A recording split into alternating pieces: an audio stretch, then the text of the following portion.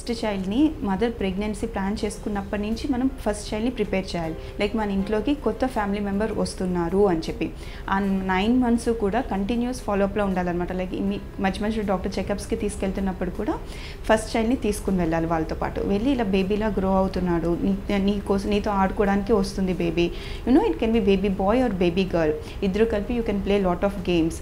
వచ్చిన తర్వాత బేబీని you have to take care of the baby, ఎందుకంటే నేనే అన్నీ చూసుకోలేను, నువ్వు కూడా నాకు హెల్ప్కి రావాలి. బేబీ వస్తే మనకి ఇన్ని హ్యాపీనెస్లు ఉంటాయి అని ముందర నుంచి ఎప్పటికప్పుడు ప్రిపేర్ చేస్తూనే ఉండాలి. ఈవెన్ స్కాన్లో ఉన్న పిక్చర్స్ని కూడా మనకి బేబీకి చూపిస్తూ ఉండాలి. అలా చూపిస్తున్నప్పుడు ఫస్ట్ థింగ్ ఏంటంటే వాళ్ళు ప్రిపేర్డ్ ఉంటారు అండ్ వాళ్ళు హ్యాపీ యాక్సెప్ట్ చేస్తారు. అప్పుడు వాళ్ళు క్వశ్చన్స్ అడుగుతారు, నేను కూడా ఇలాగే పెరిగానా, నేను కూడా ఇలాగే వచ్చానా. మనం ఏమనుకుంటాము, చిన్నపిల్లలు వీళ్ళకి ఇవన్నీ చెప్పకూడదు, ఇంత అవసరమా, ఇప్పుడు వీళ్ళకి ఏం అర్థమవుతాయి అని చెప్పి. అలా కాదండి, వాళ్ళు అడిగే క్వశ్చన్స్ అన్నిటికీ కూడా వాళ్ళకి అర్థమయ్యేటట్టు మనం ఓపిక్గా అన్నీ ఎక్స్ప్లెయిన్ చేయాలి. సెకండ్ చైల్డ్ని మనం పెంచుతున్నప్పుడు కూడా వాళ్ళ క్లోత్స్ సెలెక్షన్ దగ్గర నుంచి సింపుల్ బాడీ మసాజ్, మీరు స్నానం చేపిస్తున్నప్పుడు కొంచెం నీళ్ళు వేయమని చెప్పడం, క్రీమ్ అప్లై చేయమని చెప్పడము, అలా చేస్తే ఇద్దరి మధ్యలో కూడా బాండింగ్ అనేది పెరుగుతుంది. ఫస్ట్ చైల్డ్కి ఏమవుతుందంటే ఎస్పెషల్లీ అప్పటి వరకు మన అటెన్షన్, ఇంట్లో ఫ్యామిలీ మెంబర్స్ అటెన్షన్ అంతా కూడా మనకి ఆ చైల్డ్ మీద ఉంటుంది. అండ్ సెకండ్ ఇంకో చిన్న బేబీ వచ్చిన తర్వాత ఆటోమేటిక్గా వాళ్ళ మీద అటెన్షన్ తగ్గి సెకండ్ బేబీ మీదకి వెళ్ళిపోతుంది. అది వాళ్ళు తీసుకోలేరు. అదే టైంలో వాళ్ళకి జలుబు దగ్గు ఏమైనా వచ్చింది అంటే రెండో వాళ్ళకి ఇంకా క్లోజ్డ్ అటెన్షన్, నువ్వు ముట్టుకోకు, నువ్వు కొట్టకు, నువ్వు దూరంగా ఉండాలి, బేబీని ముట్టుకోకూడదు అంటే కనుక వాళ్ళకి ఆ పొసెసివ్నెస్ అనేది పేరెంట్స్ మీద పెరిగిపోతుంది అనమాట.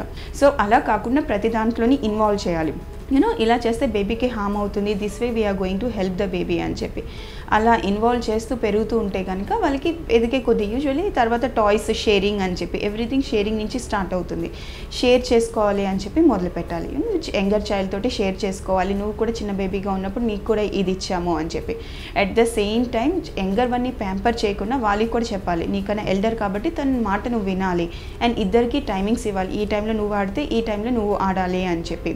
అండ్ ఇద్దరికి రెస్పాన్సిబిలిటీస్ కూడా ఈక్వల్గా ఏజ్ వైజ్ షేర్ చేయాలన్నమాట. పెద్దవాళ్ళ మీద బర్డెన్ పెట్టడం, సెకండ్ చైల్డ్ మీద ప్యాంపర్ చేయడం, అవన్నీ కూడా పిల్లలకి చిన్నప్పటి నుంచే పైలప్ అయిపోతూ ఉంటాయి. ఫుడ్ కూడా ఇద్దరిది ఒకేసారి టేబుల్ మీద షేర్ చేసుకోవాలి.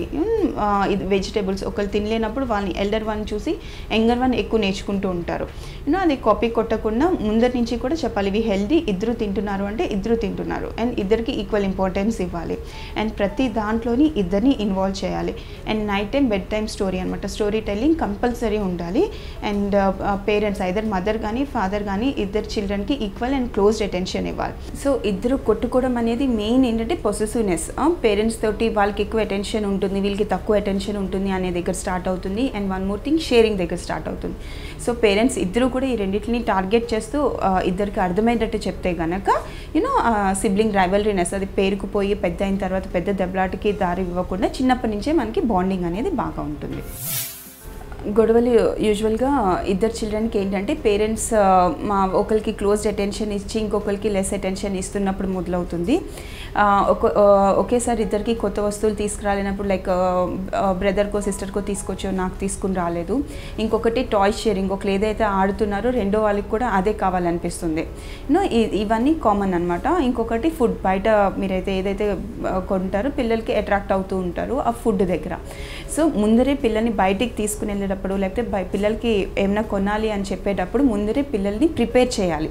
లైక్ మేము ఇది కొనబోతున్నాము, లాస్ట్ టైం నీకు ఇది ఇచ్చాం కాబట్టి this is your the other sibling turn. Okay, అక్కడికి వెళ్ళిన తర్వాత నువ్వు పేచి పెట్టకూడదు, ఏం చేయకూడదు. అండ్ తను నీతో షేర్ చేసుకుని ఆడుకున్నట్టే నువ్వు కూడా తనతోటి షేర్ చేసుకుని ఆడుకోవాలి. సో ఏ పని చేసినా కూడా ముందరే పిల్లలకి అర్థమయ్యేటట్టు చెప్పి వాళ్ళని ఎక్స్ప్లెయిన్ చేసి కనుక ఉంచితే ముందరే, అప్పుడు ఆ మూమెంట్లో మీకు ఇబ్బంది అనేది లేకుండా ఉంటుందండి.